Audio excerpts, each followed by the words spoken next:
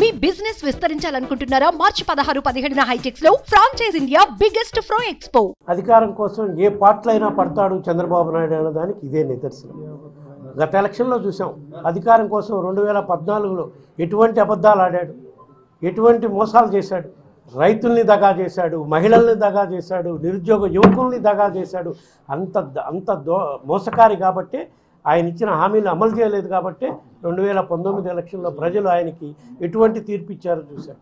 మాట ఇస్తే నిలబడతాడు, మాట మీద నిలబడతాడు అనే నమ్మకం మా నాయకుడి మీద ఉంది. కాబట్టి 2019లో ఆ తీర్పు ఇచ్చారు.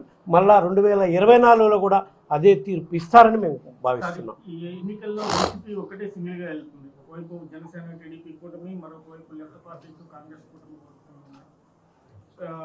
ఓట్లు చీలికేమైనా రాబోతుంది. ఎన్ని కూటములన్నా రానియండి, ఎన్ని చీలికలైనా రానియండి. చీలికలు వచ్చినందువల్ల మాకు కొంత అడ్వాంటేజ్ ఉండొచ్చు, చీలికలు లేనందువల్ల వాళ్ళకు కొంత అడ్వాంటేజ్ ఉండొచ్చు. బట్ అల్టిమేట్గా ఎన్ని కూటములన్నా రానియండి, ప్రజలు మా గౌరవ ముఖ్యమంత్రి జగన్మోహన్ రెడ్డి గారిని ఆశీర్వదించడానికి సిద్ధంగా ఉన్నారు. ఎందుకంటే ఆ ధైర్యం మా నాయకుడికే ఉంది.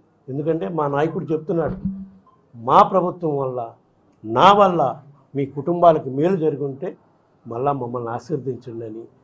మీరు చెప్పే కూటమిలో వాళ్ళు ఎవరైనా అడగగలరా? ఆ ధైర్యం వాళ్ళకుందా? అది మా నాయకుడికి ఉంది. ఎందుకంటే ప్రజలకి మేలు చేశాం కాబట్టి ధైర్యంగా అడగగలుగుతుంది. మమ్మల్ని ఆశీర్వదించండి, మా ప్రభుత్వాన్ని ఆశీర్వదించండి, మళ్ళా రాబోయే రోజుల్లో వైఎస్ఆర్ కాంగ్రెస్ పార్టీ ప్రభుత్వానికి ఓటేయండి అని ధైర్యంగా అడగగలం. కానీ షర్మిల రూపంలో వైసీపీ ఓట్లు కొన్ని చీలుతాయనే వాదన వస్తుంది. కాంగ్రెస్ పార్టీకి ఈ రాష్ట్రంలో అసలు మనుగడ ఉందా? అది ఆలోచించడం ముందు. అక్కడ సారథి ఎవరనేది తర్వాత ఆ విషయం. కాంగ్రెస్ పార్టీ ఈ రాష్ట్రానికి చేసిన ద్రోహం ఈ కాలంలో మన జనరేషన్ ఉన్నంతకాలం మర్చిపోరు. అటువంటి కాంగ్రెస్ పార్టీ వల్ల ఓట్లు చీలుతాయని, కొత్తగా నాయకత్వం ఎవరో వచ్చినందువల్ల మళ్ళా ఓట్లు చీలుతాయని అదంతా భ్రమే. అటువంటి పరిస్థితి లేదు.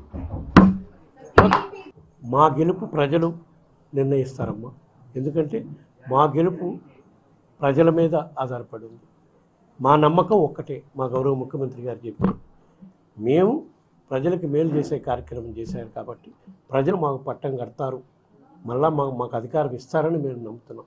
చంద్రబాబు నాయుడు గారిలాగా, పవన్ కళ్యాణ్ గారిలాగా అమలు కాని హామీలు ఇచ్చే కార్యక్రమం మా ప్రభుత్వం చేయదు, మా ముఖ్యమంత్రి చేయడు. కాబట్టి మాకు ప్రజల మీద నమ్మకం ఉంది. ప్రజలు మమ్మల్ని విశ్వసిస్తున్నారు. తప్పకుండా రాబోయే రోజుల్లో మాకు మేలు చేస్తారు.